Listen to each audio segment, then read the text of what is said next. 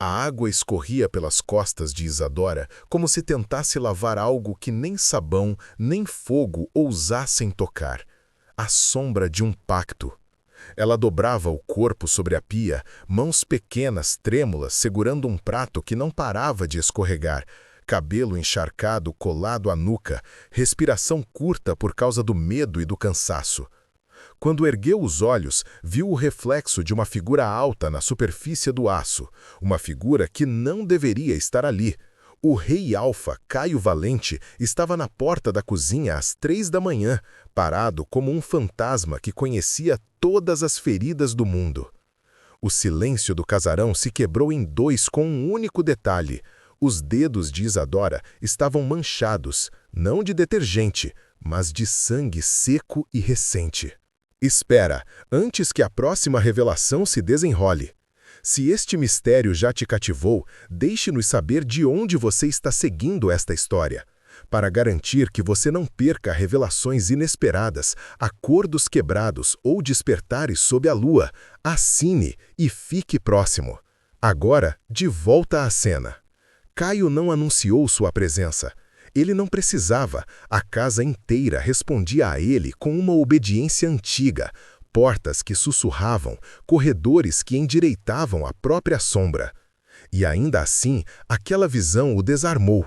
Não era a sangreira que o perturbava, em sua vida já tivera que ver com muito pior, mas a intimidade da cena. Uma moça sem título, filha da cozinheira que havia passado mais tempo nas cozinhas do palácio do que qualquer escriba nos arquivos, ajoelhada ao pé do reino. Era como se a própria hierarquia tivesse perdido o rumo e se curvado a um canto esquecido do casarão. Isadora agarrou o pano com tanta força que quase rasgou. O som era como um segredo desejando fugir. Seus olhos encontraram os de Caio e, por um momento, ele esqueceu a coroa, esqueceu as leis que pendiam sobre seu pescoço. Viu nela algo que não constava em relatórios nem em estatísticas de clãs. Uma marca lunar, discreta e aquosa, saindo da pele do antebraço e dissipando-se como se estivesse impedida de brilhar plenamente naquela luz artificial. O rei sentiu, frio e concreto, que conhecia aquela marca por licença de leituras antigas. Sinais de um shifter caído, meio criatura, meio condenação. O que está acontecendo aqui? Sua voz soou contida, mais curiosa do que autoritária. Isadora tentou se recompor. Havia uma prática ensinada por Lúcia, sua mãe, que funcionava como armadura. Olhar o patrão nos olhos o mínimo necessário, falar o mínimo necessário, desaparecer o suficiente para não incomodar. Mas a armadura tremeu naquela noite. Começou ela, e a palavra morreu no vão da cozinha. O som do mundo continuou, implacável. A torre do relógio marcando as 3, um cão latindo em algum quarteirão humano, o armetim distante dos vampiros trabalhando nas sombras. Lúcia apareceu do corredor com um avental amassado, as mãos calejadas cheias do cheiro de cebola. Ela congelou ao ver o rei e a filha naquela posição. A expressão da cozinheira era uma mistura de culpa e orgulho. Culpa por permitir que a filha carregasse o segredo, orgulho por saber que Caio seria informada da verdade. Lúcia sempre dizera que os valentes eram homens feitos de papéis e promessas, não de verdade. Aquela noite, entretanto, as promessas do passado estavam a ponto de cair sobre eles. Caio não fez menção ao protocolo. Aproximou-se num passo que quebrou a distância do poder e trouxe consigo uma pergunta que exalava acusações e curiosidade em doses iguais. Por que você falta às aulas, Isadora? A pergunta era simples, mas carregava o peso de fronteiras quebradas. Isadora engoliu, sentindo a garganta abarrotada de respostas que poderiam arruinar a vida que sua mãe tentara construir. Não é o que parece, murmurou. A voz dela tinha o trejeito de quem repetira uma desculpa até acreditar nela. Eu fico em casa porque minha mãe precisava. Sua mãe trabalhar não explica suas ausências nas escolas nas noites de lua cheia, replicou Caio, e agora sua firmeza não era apenas do rei, era do Alfa, a autoridade de um homem que comandava uma matilha inteira e herdara o olhar que se fixa nas margens do possível. Eu tive relatórios, eu recebi relatos. E ontem à noite, quando o clã Beta patrulhava o Distrito Norte, encontraram sinais de uma caçada perto das docas. Isadora mordeu o lábio. Nos olhos dela dançava a vontade de mentir tão forte quanto a de vomitar a verdade. Lúcia pôs a mão no ombro da filha como se quisesse segurá-la fora da vista dos outros reinos. A cozinha do palácio cheirava a alho e a medo. «Minha filha é uma boa menina», disse Lúcia, voz trêmula. «Ela sempre foi. Falta às aulas porque eu não podia levá-la. Eu fiz o que tinha que fazer». Naquele instante, Caio viu além das palavras. Viu contas escondidas enroladas em papéis. Viu trocas de olhares em mercados onde vampiros ofereciam favores por ingredientes raros. Viu a linha tênue entre manter um pacto e vender a própria carne em parcelas. Viu, sobretudo, que havia uma história que vinha de longe, de um contrato de sangue que sua própria família assinara numa noite de desespero e orgulho, e que talvez fosse pela mesma sanidade que todo o reino cuspe quando necessário. Ele lembrou das histórias sussurradas em corredores, que os valentes exigiam lealdades e pagavam com esquecimentos, que algumas famílias continuavam servindo por dívida e costume. Os nomes eram velhos, as promessas mais velhas ainda. Isadora segurou o prato tão forte que quase o quebrou. As costas dela se arqueavam sob a responsabilidade de uma linhagem que não fora escolhida. Quando a lua... Quando ela aparece grande, eu não consigo controlar, disse, deixando a palavra ela pendurada, como algo que a vergonha não deixava nomear. Eu tenho que caçar. Se eu não, minha mãe sangra. Ela desmaia. O silêncio que se seguiu foi uma sentença que não foi proferida. Dentro das paredes que governavam lobos e homens, o rei lutava com a ordem que sempre defendera, e com a pequena voz de alguém que não tinha documentos de nobreza, mas carregava nas veias uma herança que poderia incendiar tratados. Caio pensou na política, entregar Isadora aos arquivos, onde clãs e sobrenomes se mediam em pergaminhos e carimbo. Pensou na segurança. Confinar uma shifter é a norma, a tradição que manteve os outros a salvo. Mas também pensou em Lúcia, na figura miúda que servia banquetes para a família Valente desde que ele era um menino, na mão que trocava panelas por promessas silenciosas. Pensou no peso de legado imposto por um antepassado que talvez tivesse assinado com mãos trêmulas. Se é isso que você precisa fazer, disse Caio, ou quase, eu preciso saber a verdade. Não por papel, não por dever, mas porque todas as decisões que eu tomar serão sobre pessoas reais, sobre você e sua mãe. Ele se inclinou, reduzindo a distância entre rei e serva a algo quase íntimo. Você não é mercadoria. A frase teve o efeito de uma lâmina que corta cordas velhas. Isadora soluçou e sua defesa rompeu. As palavras vieram desordenadas, uma enxurrada. O medo de ferir, a vergonha de pertencer a uma raça maldita, o peso de uma marca lunar que fazia dela uma caça involuntária nas noites certas, as promessas que Lúcia fizera a bruxas em becos, as noites em que a mãe acordava com gosto de enxofre na boca e pedia silêncio. Lúcia sussurrou, cada frase uma confissão. O pacto havia sido feito para proteger a menina, uma aposta de sangue entre clãs que deu errado, um acordo jurado por um valente de 5 gerações atrás que pagara uma dívida com o nome da família de Lúcia. Caio ouviu e, por um instante, sentiu seu próprio coração se dividir entre o trono e uma culpa que vinha de mais longe do que lembranças. Ele lembrou-se das políticas que abriram espaços e fecharam outros, das decisões do conselho que, em nome da paz entre lupinos e vampiros, selaram destinos em suspiros e contratos. A Casa Valente sempre se gabara de estabilidade, nunca se gabou de olhar o que sucumbia por baixo dela. «Então, existe um documento?» perguntou ele, porque um rei precisa de vestígios e porque as palavras precisas podem reconstruir verdades. Lúcia baixou os olhos. Existe, mas não está aqui. Foi levada por alguém. Sua voz se quebrou. Um emissário noturno. Ele disse que voltaria. A informação caiu como pólvora. Emissário noturno. quem no submundo real apareceria com intenção de levar uma criança? Vampiros antigos tendiam a fazer negócios com sangue, não com crianças. Mas aliados cobiçavam linhagens e sangue tatuado pela lua poderia virar moeda de troca em pactos maiores. Caio entendeu então que a presença de Isadora nas cozinhas do palácio não era mero acaso, era uma anomalia numa balança que vinha se ajustando há gerações, e ela era a peça capaz de desequilibrá-la. Isadora apertou o pano até os nós dos dedos ficarem brancos. O rosto dela era uma coleção de cicatrizes não visíveis, noites perdidas, educações interrompidas, o medo de ser entregue ao conselho por algo que estava além do seu controle. Lúcia murmurou uma promessa que era um pedido de socorro. Se o rei não fizer nada, nós seremos levadas como garantia. Eles exigem que a linhagem permaneça intacta para manter o equilíbrio. Se souberem que o sangue de um valente corre no contrato, vão pedir tudo. Caio observou a mãe e a filha.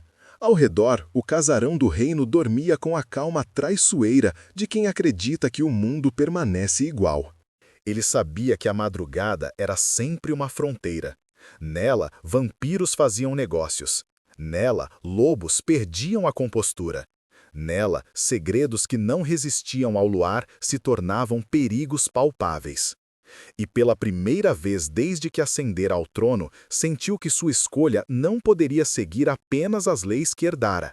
Havia vidas por trás dos documentos, meninas que lavavam pratos às 3 da manhã, mães que costuravam promessas com as pontas dos dedos.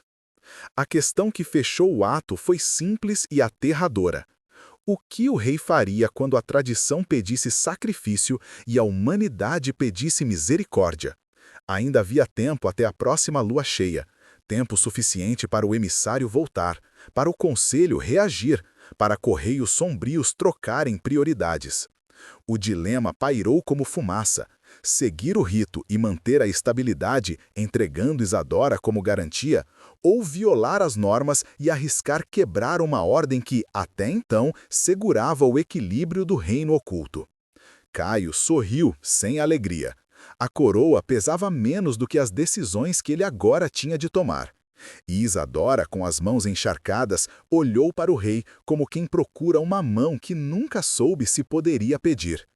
Caio ficou ali, parado, enquanto a respiração de Isadora marcava o ritmo de uma tempestade que se formava dentro da casa. As paredes, testemunhas de festas, acordos e juras, pareciam encolher. Ele podia ordenar escolta, prender Lúcia em segurança, confiscar documentos. Podia também chamar o conselho, e então os papéis do passado se transformariam em deliberações frias que ignorariam a vida encurvada daquela garota. Mas havia outra coisa, uma pressão que vinha da carne e do sangue de sua própria linhagem. Se os valentes realmente haviam assinado a dívida que agora prenunciava a entrega de Isadora, ele não poderia simplesmente lavar as mãos. Não sem antes tentar entender a extensão do dano que sua família causara. "Traga pra cá", disse ele, num tom que misturava comando e ternura surpreendente. Indicou uma cadeira e, pela primeira vez, não apontou para o pergaminho nem para a guarda. Lúcia hesitou, mas obedeceu. A cozinheira tirou o avental como se deixando despir de um manto de invisibilidade e sentou-se. Isadora ficou de pé, o corpo ainda tremendo, como se cada passo fosse atravessar a borda de um precipício. Caio acendeu uma luz baixa, proibida para a casa àquela hora, mas necessária para ver o que não podia ser traduzido por boatos. A marca lunar, discreta como uma veia de prata, brilhava frailmente no braço de Isadora, pulsando ao ritmo do medo. Ele não tocou, sabia que qualquer contato podia despertar resistências, físicas ou políticas, que se transformariam em crises maiores. Em vez disso, falou. "Diga-me tudo. Não minta por vergonha. Não me permita usar minha autoridade como desculpa para não ver a verdade." O pedido soou maior do que ele. Para Isadora, foi como receber luz em um corpo que havia aprendido a viver em breu. Ela falou de noites costuradas à força, do sabor amargo do sangue que, quando veio, trouxe sono e sede. Falou das bruxas das vielas que ensinaram Lúcia a selar feridas com ervas e jurar promessas. Falou da vez em que, criança, acordou com o quarto dela coberto de símbolos e promessas escritas em sangue. Um homem, um antepassado valente, cobrira o contrato com palavras que agora ditavam sua sina. Lúcia acrescentou detalhes que tremiam entre fúria e resignação. Falou do emissário que apareceu há 5 anos, um homem envolto em meias noites, que não perguntou por quê, apenas levou um rolo de pergaminhos e sorriu como quem toca uma propriedade legítima. Prometeu que voltaria. Prometeu que a linhagem estaria segura se certas cláusulas fossem respeitadas. E quando o emissário foi embora, Lúcia percebeu que o contrato tinha gravações que iam além de tinta. Havia selos, sangue e condições que se perpetuavam de geração a geração. Uma dívida que dizia respeito não apenas a Lúcia, mas a toda a casa valente. Enquanto ouvia, Caio sentiu o mundo desmoronar por camadas. Havia a política, frio e calculista. Havia o peso emocional que a história da família trazia. E havia um medo visceral. Se ele quisesse proteger Isadora, estaria, de certa forma, rasgando acordos que mantinham frágeis, por vezes inúteis, mas funcionais, relações entre clãs. Se abrisse mão de um pacto agora, que garantia existia de que vampiros e velhos alfas não usassem a abertura para pressionar por mais? E ainda assim, como seguir governando um povo que pedia justiça enquanto via as suas mãos encharcadas de desculpas? «Existe alguma forma de quebrar esse pacto?» perguntou ele, encarando Lúcia.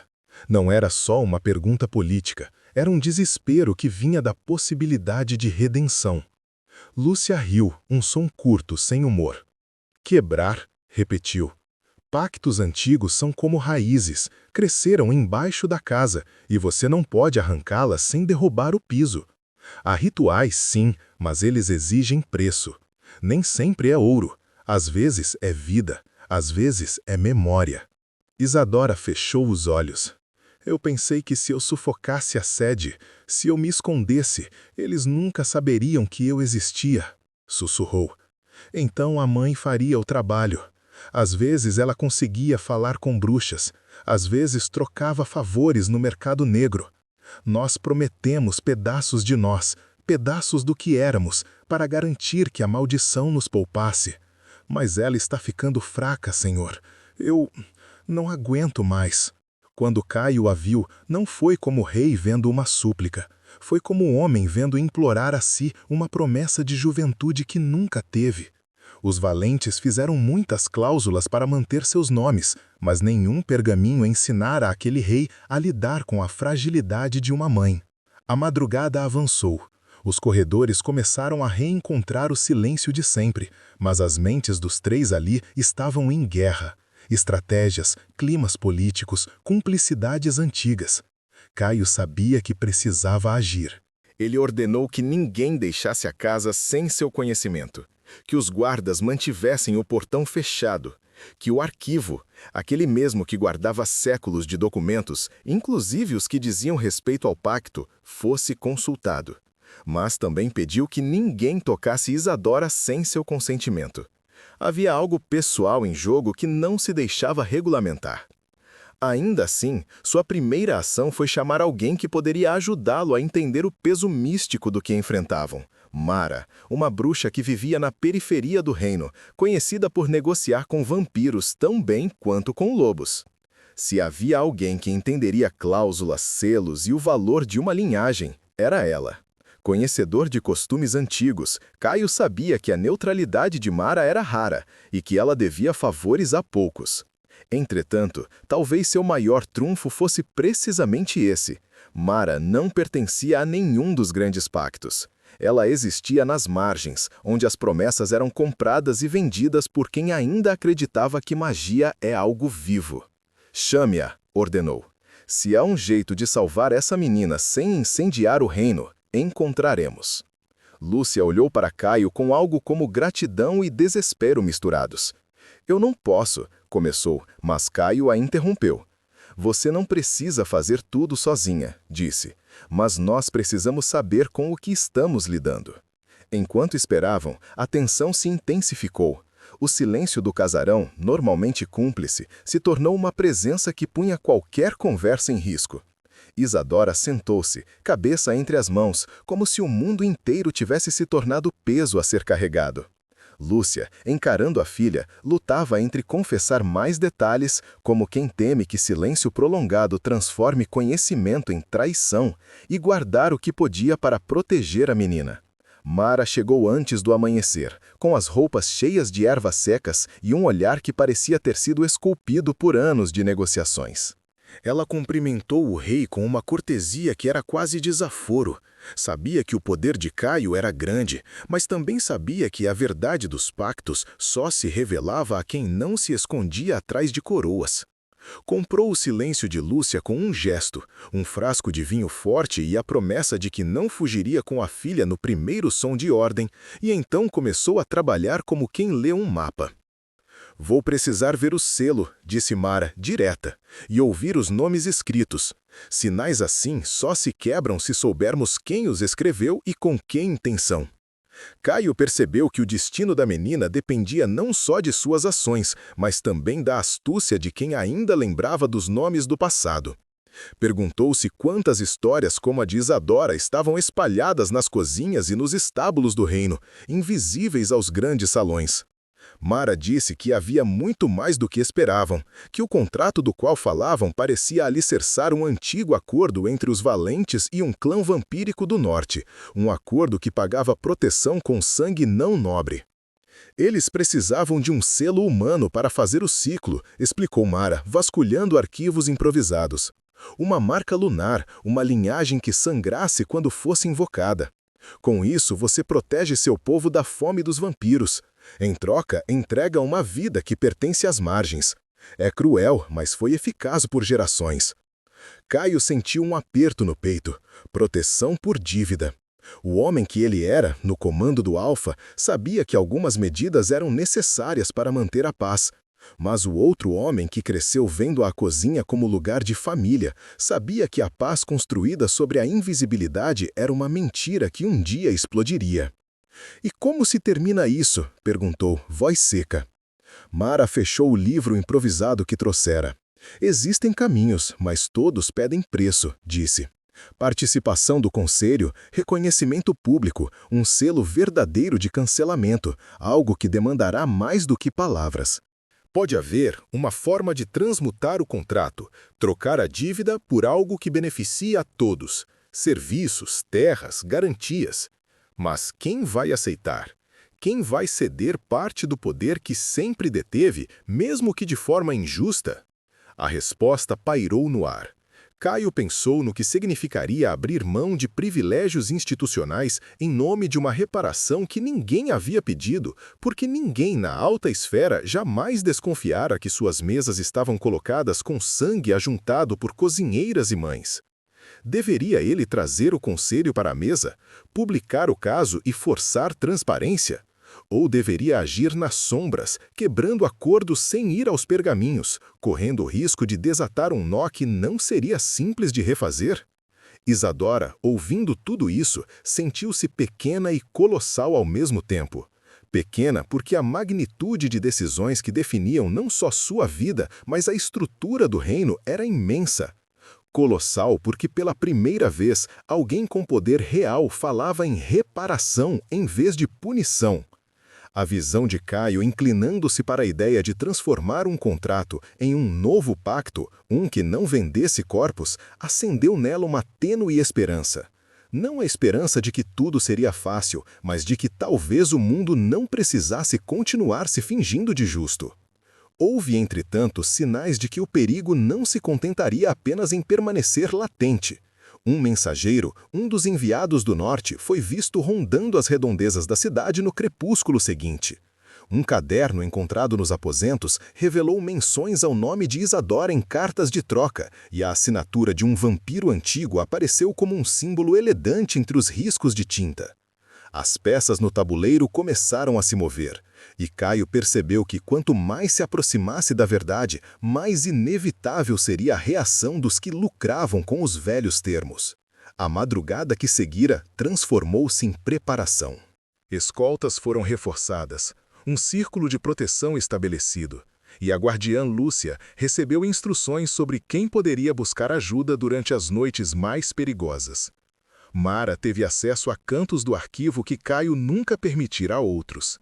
O rei trabalhou como se cada decisão fosse um juramento, não apenas a manter o reino, mas a não tornar Isadora um objeto de negociação. Quando a lua começou a se aproximar de seu ciclo, uma tensão quase palpável envolveu a casa. Caio organizou encontros, redigiu cartas de convocação ao conselho que ele esperava não ter de enviar.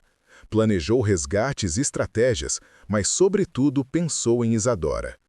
Pensou em uma menina que, noite após noite, lavara louças às 3 da manhã para esconder uma sede que ela jamais escolhera, e que agora dava àquele rei a possibilidade de fazer diferente. No fim do ato 2, a cena fechou com a imagem de Caio na varanda principal, olhando a lua crescente como se buscasse nela uma autorização para quebrar tradições. Ao seu lado, Mara murmurava fórmulas antigas, não para atuar diretamente ainda, mas para costurar possibilidades.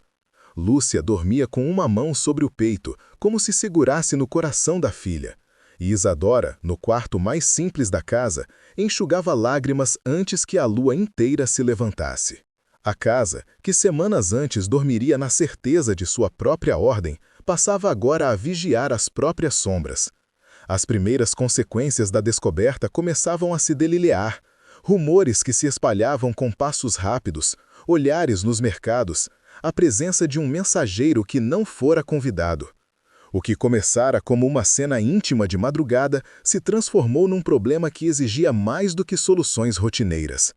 E embora as decisões ainda pudessem pender para medidas tradicionais, havia algo diferente no ar.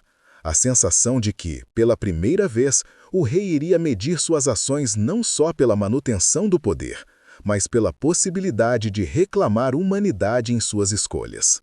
No braço de Isadora, a marca lunar pulsava, ansiosa, como se sentisse que a hora de ser chamada poderia chegar. E quando a lua cheia se aproximasse, nenhum dos 3 naquela casa poderia fingir que não sabia o preço, nem o que estaria disposto a pagar para mudá-lo. A porta que dava para o jardim rangeu quando alguém bateu com força, como se o próprio anoitecer quisesse provocar. Caio sentiu o peito apertar. Não era apenas o som da visita, era o anúncio de quem eles esperavam. Um mensageiro do norte não vinha sozinho, trazia exigências escritas com sangue e levou tempo para o rei entender que a papelaria tinha mais peso que qualquer voz naquele momento. O selo era negro como asa de um corvo e fresco ao toque. Alguém havia selado uma demanda poucos minutos antes de chegar ao portão do palácio. Mara entrou com ele, os olhos escuros brilhando de cautela. Lúcia permaneceu junto de Isadora, ambas pálidas, como se cada respiração das últimas horas tivesse sido subtraída. Na mão do mensageiro, um pergaminho dobrado ressaltava a arrogância do norte. Exigimos a entrega da peça contratual. Falta a remoção do sujeito selado com marca lunar. Prazos não são sugestões. A assinatura final não precisava de nome, o símbolo ornamentado bastava, o emblema do clã vampírico que detinha influência histórica sobre o norte. Caio deixou o pergaminho cair, como se não suportasse tocar o aviso. O corredor pareceu encolher. Não, murmurou ele. A palavra soou pequena diante da formalidade do pedido. Não entregarei uma criança. O mensageiro sorriu, frio. O rei pode não assinar, mas o contrato não pergunta por vontades. Há testemunhas, selos e épocas escritas. O equilíbrio pede restituição. Quando um valente assinou, sabendo ou não, um laço foi entrelaçado. A sua casa pode optar por honrá-lo, ou pagará as consequências.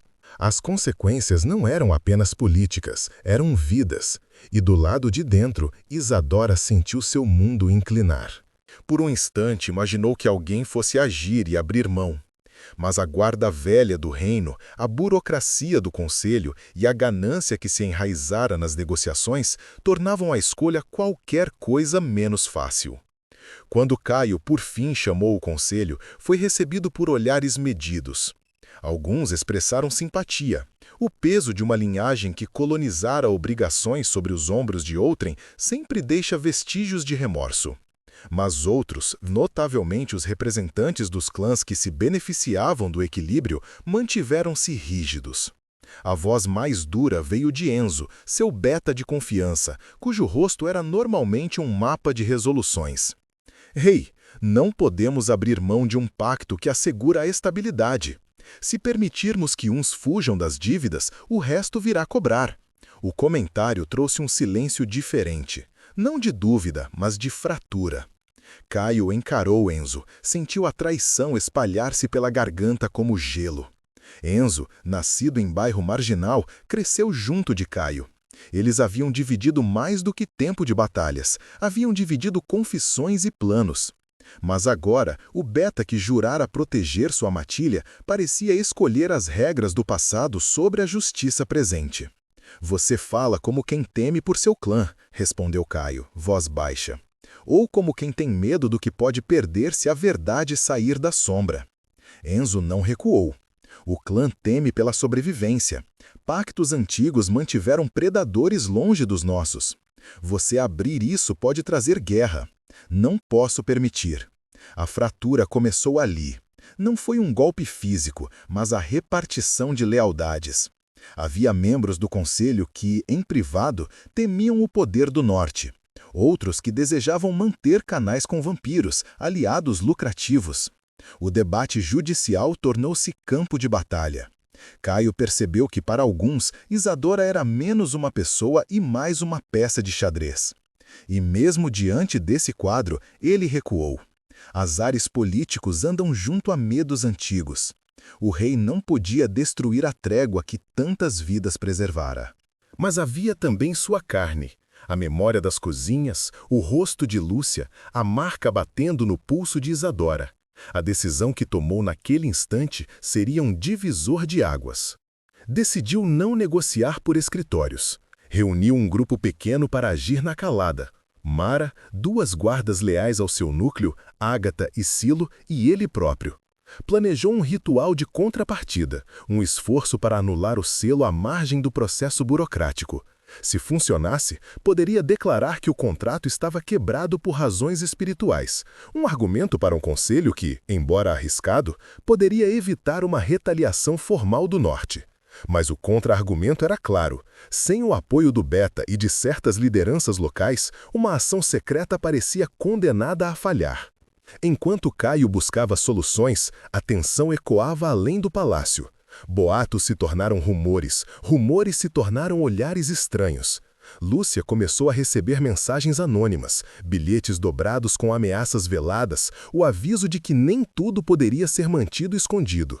As vizinhas, algumas das quais costumavam sussurrar que Lúcia era afortunada por trabalhar para os valentes, agora desviavam o olhar. A confiança do bairro cessara. Lúcia, endurecida, respondeu com silêncio. Isadora, por sua vez, encontrou-se presa entre a gratidão e a vergonha.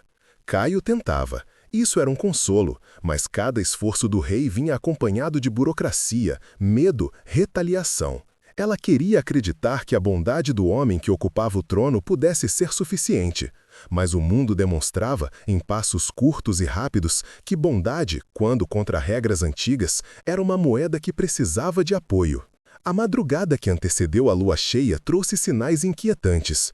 Um emissário vampírico foi visto no Mercado dos Suspiros. As casas das bruxas fecharam suas portas e o norte enviou 5 cavaleiros para vigiá-los.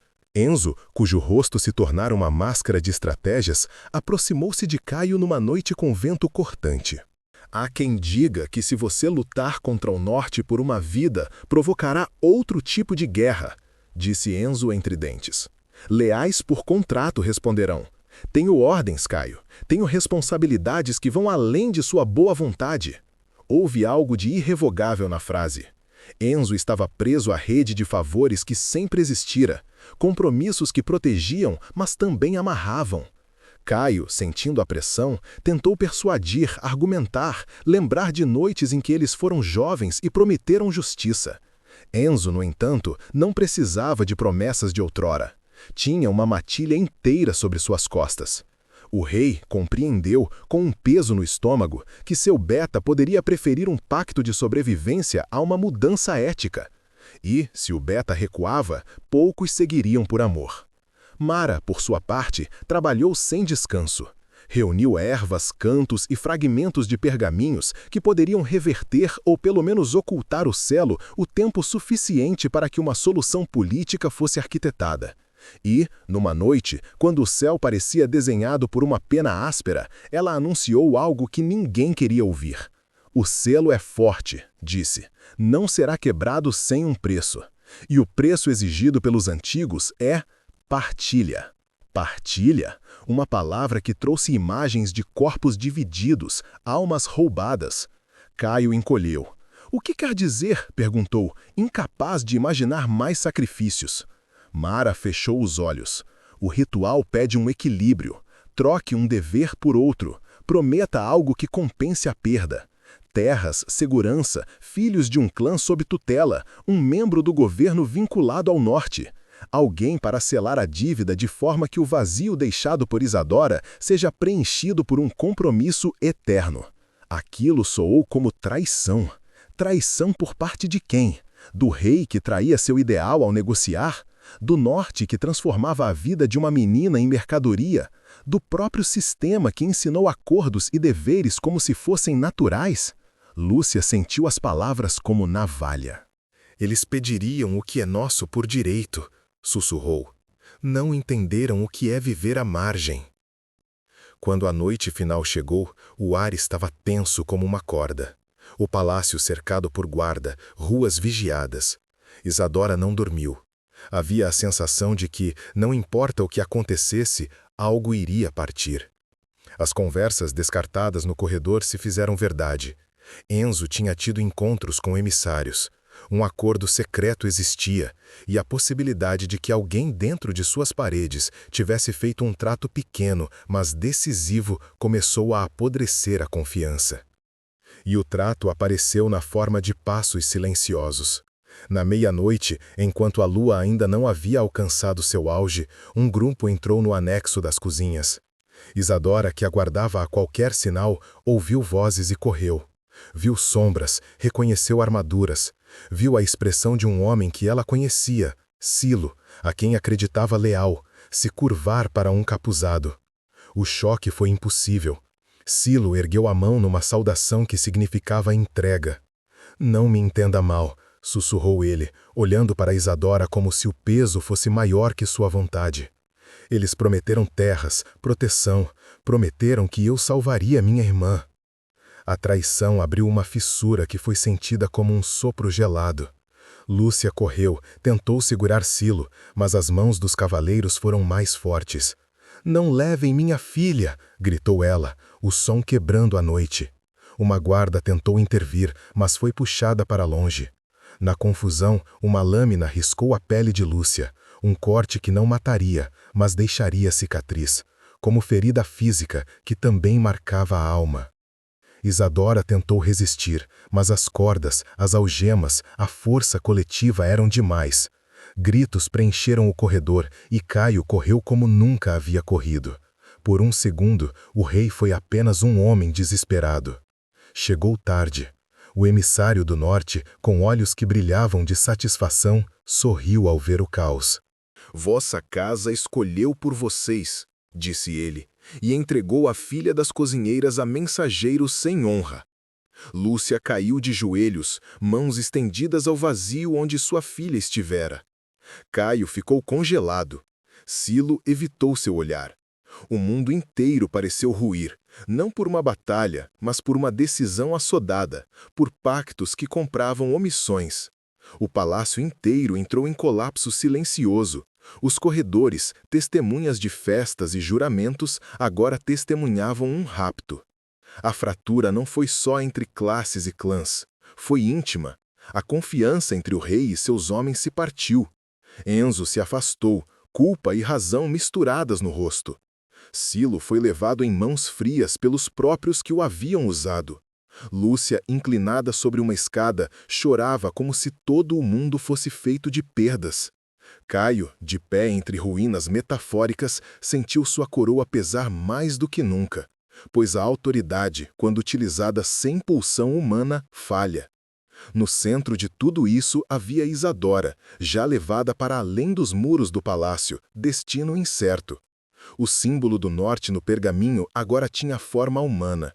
E com a ausência dela vieram outras ausências. A fé dos que acreditavam que o rei podia ser diferente. A confiança das mãos que serviram sem pedir. A esperança da menina que pensara numa mudança. Enquanto as portas se fechavam, o palácio ecoou com o som de promessas quebradas. Caio ficou olhando para as sombras deixadas no corredor das cozinhas, como se pudesse ver nelas a trajetória de responsabilidade que o levara a esquecer a urgência do humano. A traição de um aliado, a argúcia do conselho e a ganância do norte juntaram-se numa tapeçaria que afastava qualquer ideia fácil de remenda. Ali, naquele instante, ficou claro. Para resgatar Isadora, precisariam fazer mais do que agir em segredo. Precisariam reconstruir confiança, admitir falhas e talvez desobedecer às leis sagradas que mantinham paz às custas de vidas. A fratura era profunda e amanheceu sem remendo. O rei, a cozinheira e a bruxa, cada um à sua maneira, sentiram o peso do que fora perdido. E enquanto as primeiras luzes do dia lavavam o pátio, surgia uma certeza dura. Aquele momento não permitiria que as coisas continuassem como antes. Algo teria de ceder, ou tudo ruiria. A lua cheia derramava seu rosto prateado sobre a estrada que levava ao norte, quando Caio sentiu, pela primeira vez, a coroa como um peso mortífero, não por metal, mas por escolhas que cortavam como lâminas. O palácio fora esvaziado. Os corredores, antes cheios de murmúrios, agora se enchiam de passos decididos. Ele não era mais o rei apenas. Era um homem com sangue comum correndo nas veias e uma promessa desfeita queimando a pele.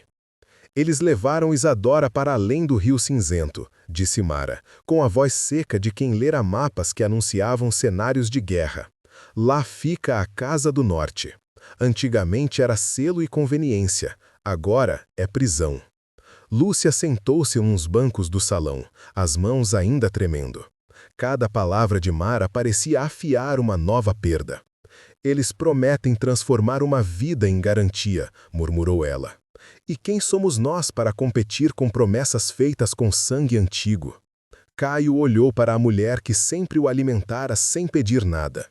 Viu nos olhos dela a mesma determinação que o acompanhava desde menino, quando corria pelos jardins pensando que todo o poder do mundo cabia em seu punho. Não vou permitir, disse, sem a formalidade do trono. Eles roubaram demais. A resposta de Enzo fora um elemento mais imediato de perigo do que qualquer ameaça vampírica. Dissidência interna. Silo, o homem que jurara lealdade, havia sido cúmplice. Enzo, que deveria proteger o reino, andava cauteloso demais para partir numa ofensiva que poderia desencadear guerra. Caio sabia que precisava agir fora das fronteiras da política se queria resgatar a menina antes que a Casa do Norte selasse seu destino. Mara traçou um plano que exigia velocidade, coragem e uma barganha que não constava em nenhum pergaminho. A Casa do Norte não manterá Isadora em exibição, avisou ela. Eles a usam como selo, mas selos precisam ser consumidos para valer. Ou seja, ou nós agimos primeiro, ou ela desaparecerá numa sucessão de rituais que anularão qualquer possibilidade de retorno. Temos de invadir, afirmou Caio, e eu irei. A palavra soou simples, mas enfiava-se como punhal no seio do conselho que ele próprio havia formado. Invadir um clã vampírico significava declarar guerra. Significava que aliados poderiam recuar, que as máscaras cairiam. Enzo argumentou, insistiu, tentou manipular números e estatísticas. Caio não se deixou seduzir. Havia um rosto que precisava ser resgatado, uma voz que pedia ajuda sem saber se alguém entenderia o pedido. Ele escolheu ser rei para salvá-los, não para calcular perdas em tabelas. Na calada daquela noite, um grupo partiu. Caio, Mara, 2 guardas fiéis, Ágata e Silo, pois o que restava do homem teve a chance de redenção, e mais 3 dos seus melhores, escolhidos por lealdade, não por conveniência. O vento parecia compreender o que aconteceria e empurrava os casacos contra a pele como se temesse por eles. A aproximação à Casa do Norte foi silenciosa como um juramento. O prédio antigo, com suas arcos góticos e janelas que se abriam como olhos sem alma, lembrava a antiga distinção entre regras e violência. Lá dentro, trombetas de cortesia tocavam para festas que nunca celebravam verdadeiros ritos. O grupo entrou por um pátio lateral, encontrando vigilantes de pouca experiência e muito orgulho, vampiros que subestimavam a fúria de um rei movido por culpa. Logo, a estratégia encontrou resistência. Corredores estreitos, portões trancados por magia antiga, escravos que não queriam mais servir. Mas onde há descuido, há também frestas. E foi numa fresta que encontraram Isadora. Ela estava numa sala que cheirava a rosas secas e tinta de sangue. Sentada numa cadeira como quem espera pela sentença, tinha nos olhos uma mistura de terror e resignação. Quando Caio a viu, algo no centro dele que há muito estivera adormecido despertou com violência. Não era apenas responsabilidade, era amor, um sentimento que crescia não pelas linhas de sangue, mas pela passagem do cuidado. Cada história que descobrira sobre ela, cada noite que a vira lavar pratos às 3 da manhã, cada promessa que ouvira da boca de Lúcia construiu, tijolo a tijolo, uma urgência íntima. Ele a tomou nos braços sem pensar nas regras, e o mundo inteiro por um segundo silenciou. "Eu vim buscar você", disse ele, e a voz não teve cerimônia de palácio. Isadora, com o corpo ainda tenso pela prisão, olhou para ele como se não acreditasse no milagre. Lá fora, porém, a Casa do Norte não deixou que o resgate fosse simples. Alvos alarmaram-se. Uma porta se abriu, revelando o emissário, um homem fontana de sangue que sorria com dentes muito brancos. "Rei", saudou ele, voz grave como promessas quebradas. Caio ergueu o que lhe restava de autoridade. "Solte-a", ordenou. "Isso não é um negócio, é um crime." O emissário riu. A sala respondeu com a rigidez de quem conhece o valor do chantagem. Vampiros surgiram como sombras que se tornavam corpo. O ar estalou em perigo. A luta não foi gloriosa, foi urgente e suja. Ágata feriu um vampiro que tentou morder seu ombro. Silo encontrou sua redenção lutando como se toda a sua vida dependesse da coragem que escolhera naquele instante. Mara usou fórmulas e ervas para confundir sentidos e quebrar feitiços de contenção. No entanto, o giro final da noite não foi só força bruta. Foi um preço aceito que mudaria o jogo. O emissário, percebendo que não poderia vencer num confronto direto, fez uma nova proposta, sibilante e venenosa. "Troco a libertação por algo que o rei poderá oferecer sem destruir sua casa. Deixe que o rei ofereça a vingança do seu sangue. Que ele se torne, por um tempo, selo voluntário. Que seu sangue seja marcado e vinculada à sua promessa. Assim, Isadora se torna livre e nós temos garantia." A oferta repuxou o peito de Caio para fora do corpo. Tornar-se selo voluntário era aceitar a mesma maldição que esmagava Isadora, uma marca que o transformaria, que abriria suas veias ao antigo contrato, que poderia corroer seu poder e sua vida. Era a oferta de um rei disposto a trocar o trono por uma vida. Era também, estranhamente, a única saída que permitiria devolver a menina sem derramamento de sangue inocente. Ele olhou para Isadora, para Lúcia, que acompanhava por pensamento, para Mara, que esperava sinais. A decisão precisava ser rápida. "Eu aceito", disse Caio, a palavra como lâmina, "mas não para selar um acordo.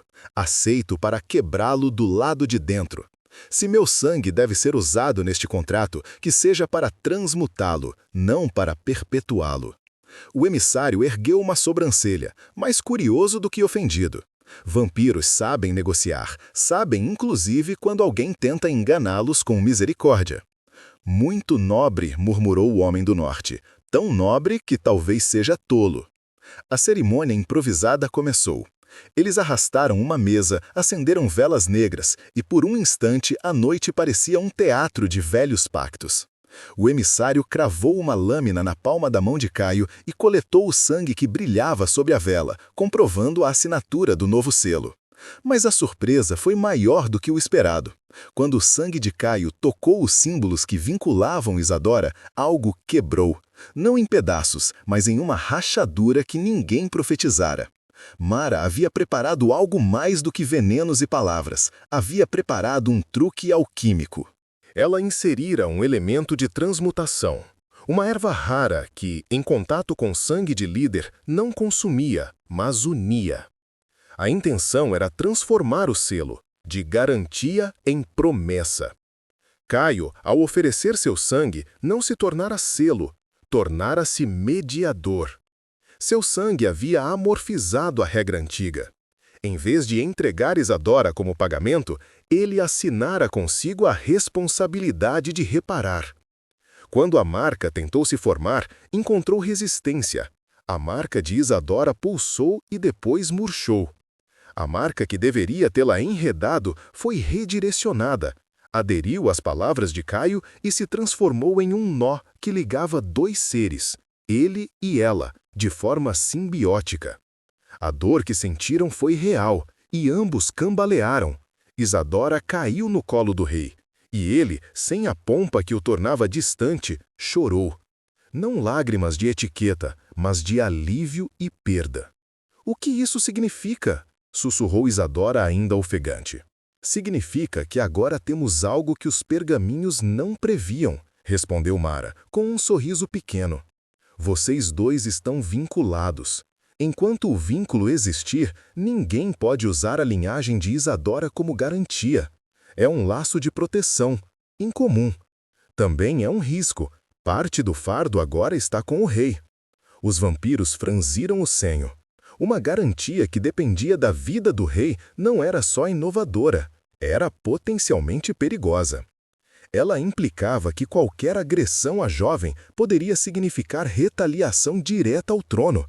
E, para o norte, aquilo era perigoso demais. O emissário percebeu que o jogo mudara.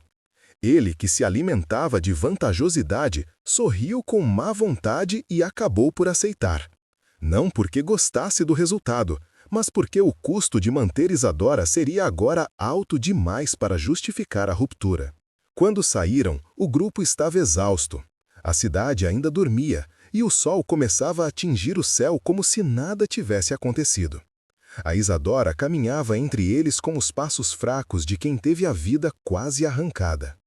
Lúcia, que quase não dormira, caiu de joelhos diante do rei, e não para agradecer a um monarca, mas para tocar num homem que oferecera mais do que palavras. Você poderia ter assinado e nada mais, disse Lúcia, voz cortada. Você poderia ter mandado guerreiros, mas você veio.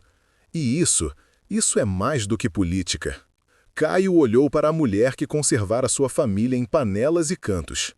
Ao ver as mãos dela sobre o rosto da filha, enfim sentiu que a coroa poderia ser usada para outra coisa além de preservar poder, para admitir erros e remediá-los. Eu quebrei promessas, confessou, e a admissão foi um bálsamo e uma sentença. Não mais. Nos dias que se seguiram, o palácio teve de enfrentar as consequências. O voto de ousadia deixara feridas políticas difíceis. Enzo se afastou, não por traição, mas por medo. Parte do conselho resmungou, e alguns clãs recuaram, avaliando quanto perdia-se em poder. O norte, embora convulsionado, retornou ao silêncio, não por perda de força, mas por cálculo. Eles sabiam que o rei agora carregava um nó que, se beliscado, queimaria a própria casa. Caio sofreu. O vínculo com Isadora não era só proteção simbólica, era partilha. Havia dores nas noites de lua cheia que antes eram só dela, às vezes um sonho, às vezes um arrepio. Ele acordou uma vez com sede de silêncio, como se alguém batia nas portas de sua alma e pedisse passagem. Isadora, por sua vez, sofreu a humilhação das memórias, mas também encontrou na presença do rei algo mais do que autoridade. Encontrou um aliado que não se esquivava. Com o tempo, pequenas curas ocorreram. Os pergaminhos antigos começaram a ser revisados. Mara usou sua influência para renegociar termos em reuniões noturnas. Caio instituiu uma reforma: registro de dívidas, transparência nos contratos com clãs, amparo público para aqueles que haviam sido usados como garantia. O processo foi lento, arrancado à custa de aliados e noites sem sono. Todavia, a semente estava plantada. O reino começava a cobrir com sol aquilo que antes só a penumbra tocava. E houve algo pessoal que ninguém poderia prever: a relação entre Caio e Isadora, que, nascida de resgate e sangue compartilhado, floresceu com dores e risos. Não era um romance fácil de cortar pelas convenções. Era um enredo costurado por noites de confidências, por cuidados médicos quando o vínculo exigia alívio, por conversas às portas fechadas sobre o que significava ser humano e governante ao mesmo tempo. Caio aprendeu a ouvir de outro modo. Isadora aprendeu que a amizade de um rei podia ser mais protetora que lhe fora prometido. Num crepúsculo de semanas depois do resgate, quando a cidade já respirava sem o sal do pavor imediato, Isadora encontrou Caio na cozinha. Já não a cozinha dos seus primeiros dias, mas uma sala onde as panelas ainda tinham memória. Ela cozinhava, tímida com a liberdade, enquanto Caio, sem carga de rei na palavra, simplesmente se sentou e ajudou a fatiar cebolas. "Você não precisaria estar aqui, sabia?", disse ela, voz baixa, olhos nos olhos. "Você correu riscos, você assumiu coisas." Ele sorriu, uma expressão que não sabia se merecia. "Ninguém me ensinou a ser rei de verdade. Eu aprendi olhando vocês, de algum modo. E se aprender é perder alguns amigos, que seja. Prefiro perder aliados do que a mim mesmo." Isadora parou de cortar, e a faca fez o som de algo que se quebrou para consertar. "Você salvou minha vida", disse ela, "mas ainda precisamos consertar o resto." "Concordo", respondeu Caio. Ele tocou a superfície da mão dela, uma carícia que agora não era formal, e sim promessa. "Por enquanto, se você precisar de algo que eu não possa conceder, me peça, não como rei, mas como alguém que jurou." O que nasceu não foi só um vínculo político. Foi algo que desafiava as velhas casas de poder. Havia no gesto de Caio a ideia de que realeza poderia sangrar por justiça. E havia em Isadora a coragem de admitir que pertencia à margem e ao centro ao mesmo tempo. O reino, por sua vez, se ajustaria, talvez lentamente, talvez com rancor, mas havia agora um exemplo de que decidir amar, proteger e sacrificar podia ser também a forma mais radical de governar. Quando a lua cheia retornou no mês seguinte, sua luz iluminou o palácio com reverência. No jardim, Caio e Isadora caminharam lado a lado, o nó invisível entre os dois como um fio que os ligava a algo maior do que ambos. Eles não sabiam ainda se aquela ligação duraria até o fim dos seus dias, mas sabiam o essencial, que haviam escolhido, cada um à sua maneira, transformar um pacto que havia destruído vidas em uma promessa que poderia curar.